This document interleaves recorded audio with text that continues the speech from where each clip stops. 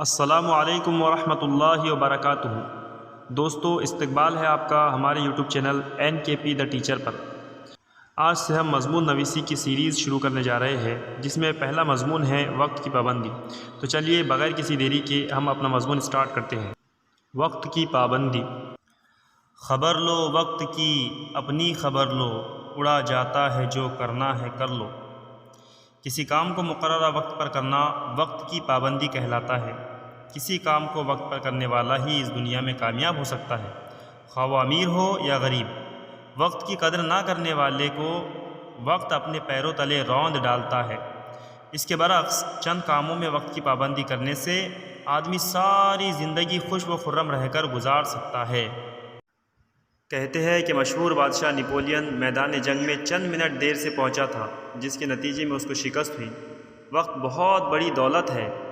وقت ایک بیش بہا خزانہ ہے۔ کھوئی ہوئی دولت ہمیں واپس مل سکتی ہے، مگر گزرا ہوا وقت کبھی لوٹ کے نہیں آ سکتا۔ بڑے بوڑھوں کا قول ہے، دریا کا گزرا ہوا پانی اور وقت کبھی واپس نہیں آ سکتے۔ قدرت کے تمام مناظر ہمیں وقت کی پابندی کا درس دیتے ہیں۔ موسموں کی تبدیلی، چاند اور سورج کا طلوع و غروب، سب کچھ وقت پر ہوتا ہے۔ اگر یہ سب کچھ وقت کے مطابق نہ رہے تو نظام قدرت درہم برہم ہو کر رہ جائے۔ جو وقت گزر گیا اکارت، افسوس ہوا خزانہ غارت۔ وقت کی پابندی زندگی کا بہترین اصول ہے۔ جو لوگ اس سنہری اصول پر عمل پیرا ہوتے ہیں وہ ساری زندگی بہت نیک نامی اور عزت پاتے ہیں، مگر جو لوگ حالات کی رو میں بہہ جانے کی عادی ہوتے ہیں اور وقت کی پابندی کو بوجھ محسوس کرتے ہیں، چنانچہ ایسے لوگ کبھی اپنے مقصد میں کامیاب نہیں ہو پاتے۔ اسلام کے ارکان ہمیں وقت کی پابندی کا درس دیتے ہیں۔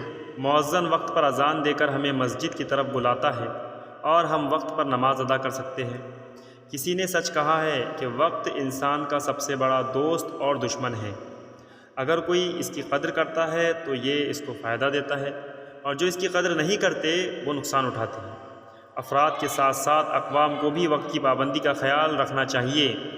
طلباء کے لیے وقت کی پابندی بہت ضروری ہے۔ اگر کوئی طالب علم صبح سویرے اٹھے اور وقت پر اسکول جائے تو اس کی صحت اور تعلیم دونوں اچھی ہو جائیں گی۔ البتہ جو وقت کی قدر نہیں کرے گا وہ کامیاب نہیں ہو سکے گا۔ ہماری زندگی بہت مختصر ہے اور بہت سے کام ہمارے ذمے ہیں۔